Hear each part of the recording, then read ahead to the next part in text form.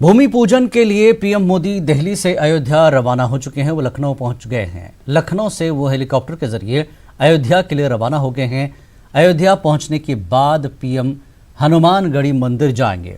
हनुमानगढ़ी से वजीर आजम नरेंद्र मोदी राम जन्मभूमि कॉम्प्लेक्स के लिए रवाना होंगे। 12:30 बजे वजीर आजम नरेंद्र मोदी भूमि पूजा करेंगे और मंदिर का संग बुनियाद रखेंगे। इस मौके पर पीएम मोदी के साथ आरएसएस चीफ मोहन भागवत भी होंगे।